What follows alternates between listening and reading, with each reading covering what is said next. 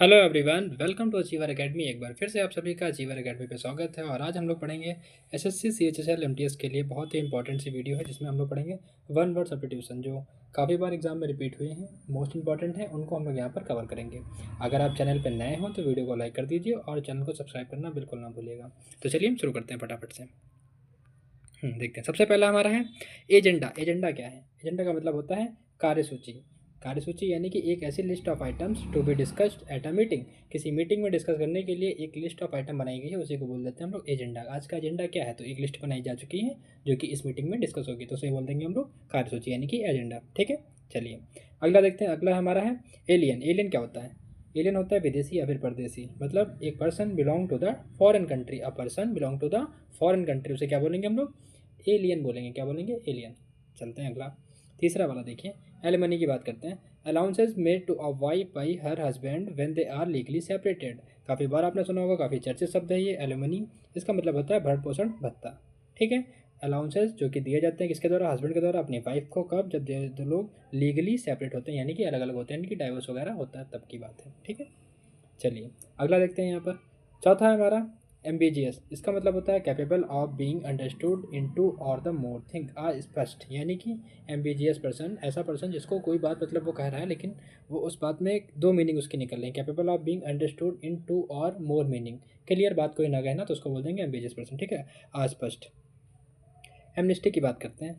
समूह सामूहिक क्षमादान, यानी कि एमनेस्टी का मतलब होता है एक ऑफिशियल पार्डन। मतलब सब लोग मिलकर के जब किसी को माफ़ करते हैं एक ऑफिशियल तौर पर, एक लिखित तौर पर, तो उसे क्या बोलेंगे? सामूहिक क्षमादान, एक ऑफिशियल पार्डन, ऑफिशियल माफ़ कर देना। ठीक है, आगे चलते हैं। अगला हमारा है छठा, जिसको बोलेंगे हम लोग anarchist. A person who believe law and government are not necessary, यानी कि अराजकतावादी। कोई एक ऐसा पर्सन है जो कि इस बात में भरोसा नहीं करता है किसमें? लॉ में और गवर्नमेंट में, तो उसको क्या बोलेंगे हम लोग? अराजकतावादी, यानी कि अनार्चिस्ट।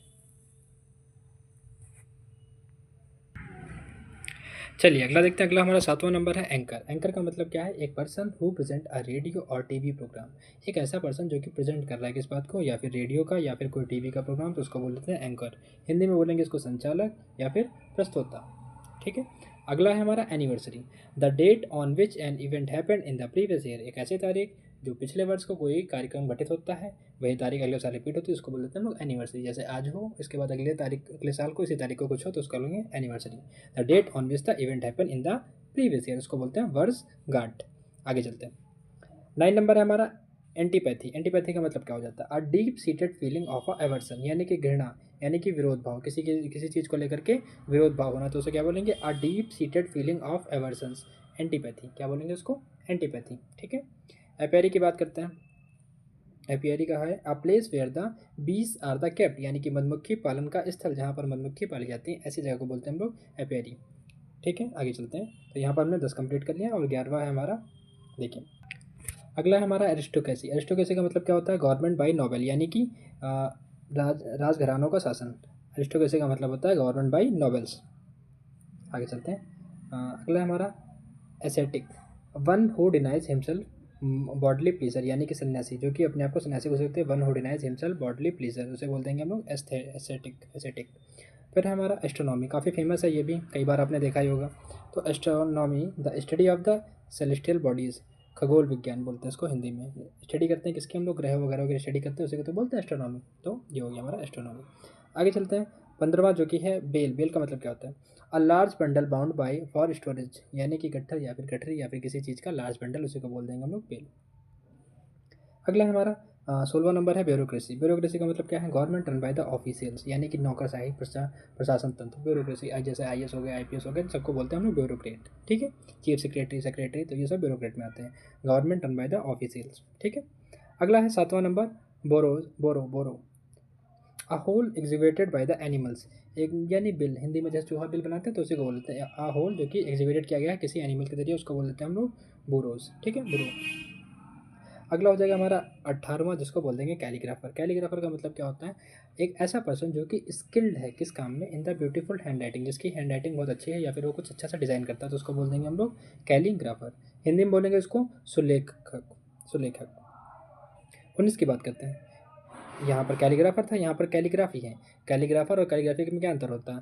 The art of a beautiful hand writing. यहाँ पर था एक पर्सन था, यहाँ पर बात की जा रही थी एक पर्सन की जिसके पास ये स्किल थी कि वो अच्छा लिख सकता है। लेकिन कैलीग्राफर में क्या, कैलीग्राफी की बात की जाए तो लेखन की कला, यानी कि the art of a beautiful hand writing किसी के पास भी हो सकती है। यहाँ पर एक पर्टिकुलर पर्सन की बात की जा रही है, उसको बोल देंगे कैलीग्राफर। और जो जो ये आर्ट होते जो जैसे कि हम लोग कहते हैं प्रोफेशन हो गया ये कैलीग्राफी, या कोई एक स्किल हो गई तो कैलीग्राफी स्किल हो गई। और कैलीग्राफर एक ऐसा पर्सन है जिसको वो स्किल आती है। पर्टिकुलर किसी पर्सन की बात की जाएगी तो कैलीग्राफर। और पूरा होलिस्टिक जैसे हम लोग कहें कि ड्राइवर, तो ड्राइवर एक और हो गया। और राम ड्राइवर है तो राम को स्पेसिफाई किया जा रहा है तो यहाँ पर हो जाएगा कैलीग्राफर उसी तरीके से और कैलीग्राफी। उम्मीद है समझ चुके होंगे आप। अगला हमारा 20वां नंबर कार्निवोरस की बात करते हैं। एनिमल डैट ईट मीट, ऐसे एनिमल जो कि मांसाहारी होते हैं। ठीक है, समझ गए आप। कार्टोग्राफी की बात करते हैं। The art of a drawing maps, मानचित्रण। कार्टोग्राफी का मतलब होता है कि नक्शाबीन, मतलब पेपर वगैरह पे जो नक्शा वगैरह बनाते हैं उन्हीं को बोलते हैं हम लोग cartography. The art of a drawing maps, ऐसी कला जो कि मैप बनाती है। ठीक, आगे चलते हैं। अगला हमारा 22वां नंबर, अगला हमारा है कोनाइजर, जिसका मतलब होता है a man who knows a lot about food art etcetera. मतलब एक ऐसा आदमी जो फूड के बारे में बहुत कुछ जानता हो, कलाओं के बारे में जानता है, ऐसी सब चीज़ों के बारे में जानता है, उसको हम लोग बोलते हैं विशेषज्ञ। क्या कहते हैं? विशेषज्ञ। इनको बहुत जानकारी तो क्या बोलेंगे? विशेषज्ञ, कोनाइजर।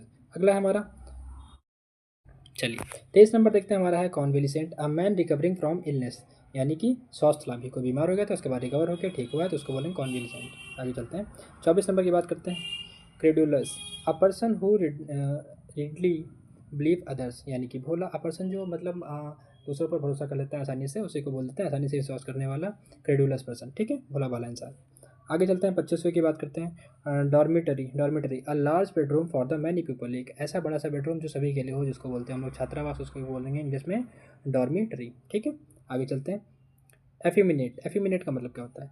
Man having like a human, women, women, नारी सुलभ, एक ऐसा आदमी जो कि थोड़ा सा बिहेव करता है औरतों के जैसा, तो उसको बोल देंगे हम लोग इंग्लिश में एफिमिनेट। ठीक है, चलिए अगला देखते हैं, 27 नंबर, जो कि है इगोइस्ट। इगोइस्ट यानी कि a person who talk much of himself, अहंकारी व्यक्ति। ईगो का मतलब जानते होंगे आप लोग, अहंकार। इगोइस्ट पर्सन यानी कि अहंकारी व्यक्ति, अ पर्सन जो कि अपने आप से ही बहुत ज़्यादा बातें करें, इगोइस्ट पर्सन। एलजी की बात करते हैं। एलजी कई बार पूछा जा चुका है एग्जाम में, इंपॉर्टेंट है। ठीक है, ध्यान रखना इसको। अ पोएम एक्सप्रेस सोरो फॉर डेथ, मतलब एक ऐसी पोएम जो कि दुख पर जब समय कोई मरता है उस पर लिखी जाती है तो उसको बोलते हैं हम लोग एलिगी। ठीक है, ध्यान रखना। अगला 29 नंबर, एम्बेजलमेंट। एम्बेजलमेंट का मतलब क्या होता है? Miss appropriation of a money, यानी कि धन का दुरुपयोग। एक ऐसा मतलब आदमी जो कि धन का दुरुपयोग करे तो उसे बोलेंगे एम्बेजलमेंट। हाँ, अगला है हमारा euthanasia, painless death from the incurable disease, यानी कि इच्छा मृत्यु। पेनलेस डिसीज यानी मतलब बिना दर्द के मर जाना, उसी को बोलते हैं यूथेनेसिया, यानी कि इच्छा मृत्यु। अगला देखते हैं, 31वां है हमारा एक्स्ट्रा वेजेंट। 31 नंबर है हमारा एक्स्ट्रा वेजेंट, यानी कि फिजूल खर्ची करने वाला व्यक्ति। A person who waste money on the luxury, उसको बोलेंगे एक्स्ट्रा वेजेंट। अगला बात करते हैं 32वां नंबर, जो कि हमारा है फ्लोरा। फ्लोरा का मतलब प्लांट और वेजिटेशन के ऑफ अ रीजन, किसी भी जगह का, वहाँ पर कितने प्लांट हैं, वहाँ पर किस टाइप की खेती होती है, इन सब चीज़ों की जानकारी, तो उसे बोलेंगे हम लोग फ्लोरा। और फौना वगैरह, वहाँ पर किस टाइप के एनिमल पाए जाते हैं तो वो फौना में आ जाता है। ठीक है, आगे चलते हैं। अगला हमारा है 33 नंबर, जिसको बोलते हैं फ्रेजाइल। क्या बोलते हैं इसको? फ्रेजाइल, जो कि ईजिली ब्रोकन हो जाता है, यानी क्या है? नाजुक है और भंगुर है, फ्रेजाइल। 34 नंबर की बात करते हैं, ग्रेफिटी। ग्रेफिटी, ग्रेफिटी का मतलब क्या होता है? दीवार पर लिखावट। ग्रेफिटी का मतलब होता है दीवार पर लिखावट। Drawing on people's public wall, sorry, drawing on public walls या फिर राइटिंग ऑन पब्लिक वॉल, मतलब जो दीवार पर आमतौर पर लिखा हुआ होता है उसी को बोलते हैं ग्रेफिटी। हम लोग लिखते हैं ना ऐड वगैरह के लिए, ये संपर्क करें वगैरह वगैरह, तो graffiti, writing on public walls. अगला देखते हैं 35 नंबर, जिसमें है हैंगर। हैंगर का मतलब क्या होता है? विमानशाला, यानी कि a building where the aircraft are the kept, एक ऐसी जगह जहाँ पर एयरक्राफ्ट को रखा जाता है उसी को बोलते हैं हैंगर। ठीक है, 36 नंबर है हमारा horticulture. Horticulture, study of a garden plants, यानी कि बागवानी। स्टडी ऑफ गार्डन प्लांट्स यानी कि बागवानी। अगर अब तक आप वीडियो पर बने हुए हैं तो वीडियो को लाइक कर दीजिए और चैनल को सब्सक्राइब करना बिल्कुल ना भूलिएगा। ये बहुत इंपॉर्टेंट वीडियो है जिसमें सारी चीज़ें कवर की जाएंगी। ये बहुत इंपॉर्टेंट वाले वर्ड हैं, वन वर्ड हैं जो बार बार रिपीट किए जाते हैं। ठीक है, तो इनको जरूर पढ़िए। अगला हमारा 37 नंबर है हज। हज का मतलब क्या होता है? खरगोश का पिंजरा, या फिर हम कह सकते हैं कि किसी कोई छोटा सा घर। अ बॉक्स फॉर द रैबिट्स और स्मॉल एनिमल्स, एक ऐसा बॉक्स जिसमें रैबिट्स या फिर स्मॉल एनिमल्स रहते हैं। बात करते हैं 38 नंबर की, ये है इनएसेसिबल, यानी कि इनकेपेबल ऑफ बीइंग अप्रोच्ड। अगम्य या फिर दुर्गम, इनकैपेबल हैं किसी चीज़ को अप्रोच करने में, ठीक है, इनएसेसिबल। अगला है हमारा 39 नंबर इंसॉल्वेंट। इंसॉल्वेंट यानी कि दिवालिया, अनेबल टू पे डेब्ट, मतलब कोई आपने लोन लिया है उसको आप नहीं रिपे कर पा रहे हैं तो उसको बोल देंगे इंसॉल्वेंट, आप दिवालिया हो चुके हैं, कंगाल हो चुके हैं। 34 नंबर की बात 40 नंबर की बात करते हैं, मार्टर यानी कि one who dies for a cause, यानी कि जिसको हम लोग शहीद बोल देते हैं, ठीक है। आगे चलते हैं। 41 नंबर यानी कि माइग्रेंट। माइग्रेंट का मतलब क्या होता है? प्रवासी। जब कोई आदमी यहाँ से वहाँ जाए, कहीं किसी एक प्लेस से लेकर के दूसरी जगह पर जाता है तो उसे क्या बोलते हैं? माइग्रेट कर गया पर्सन, यानी कि a person who move from the one region to the another region, एक जगह से दूसरी जगह जाना ही माइग्रेशन कहलाता है, उसी को बोलते हैं हम लोग प्रवासी हिंदी में।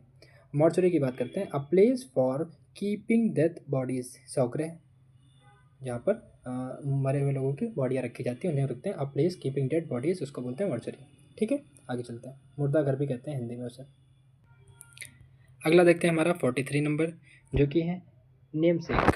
A person think with the same name, यानी कि हम नाम, एक ऐसा पर्सन जिसका आप आपस में नाम मैच कर रहा है उसे बोलेंगे name sec. Octagon, geometrical geometrical figure with the 8 sided.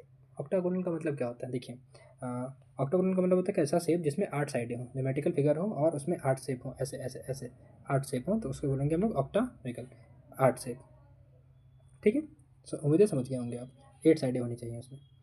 45 number की बात करें, ओमनीवोरस। ओमनीवोरस क्या पड़ता है? सर्वाहारी, मतलब कि जो कि वेजिटेबल भी खाता है और मीट भी खाता है, जैसे कि ह्यूमन। तो ओमनीवोरस का मतलब होता है सर्वाहारी, जो कि दोनों ही चीज़ें, वेजिटेरियन नॉन वेजिटेरियन दोनों ही, ठीक है।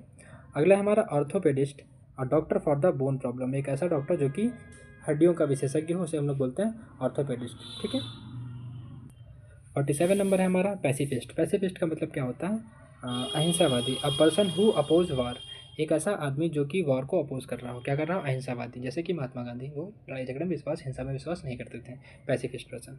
अगला हमारा है pantheism, believe that God is in everything, मतलब ईश्वर में विश्वास रखने वाला, सब कुछ सर्वे सर्वे, मतलब उन्हीं को मान लेना, ईश्वर में बिलीव करना कि गॉड इज़ एवरीथिंग, भगवान ही सब कुछ है, उसको बोलेंगे पैंथिज्म, ठीक है। आगे चलते हैं। 49वां नंबर फिलिस्टाइन, यहाँ पर हमारा philistine, one who does not care for the art and culture, साहित्य या कला में अरुचि रखने वाला, मतलब उसको कोई भी इंटरेस्ट नहीं है किसमें? आर्ट और लिटरेचर में, उसको बोलेंगे फिलिस्टाइन। प्रीडेटर की बात करते हैं, an animal that kills eat others, यानी कि शिकारी पशु, एक ऐसा एनिमल जो कि किल करता है या फिर खाता है पशुओं को, तो उसे बोलेंगे शिकारी पशु, दूसरे पशुओं को खाता है तो शिकारी पशु। हाँ, रिक्लूस, रिक्लूस का मतलब क्या होता है? रिक्लूस का मतलब वही है, सन्यासी है या फिर एकांतवासी, a person living in the solitude, एकांत में रहने वाला पर्सन, उसी को बोलेंगे हम लोग एकांतवादी। रिक्लूस। अगला है हमारा रेसिडेंट, रेटिसेंट। रेटिसेंट का मतलब क्या होता है? A person reserve in the speech, यानी कि मितभाषी, कम बोलने वाला, बहुत ही कम बोलने वाला लोग।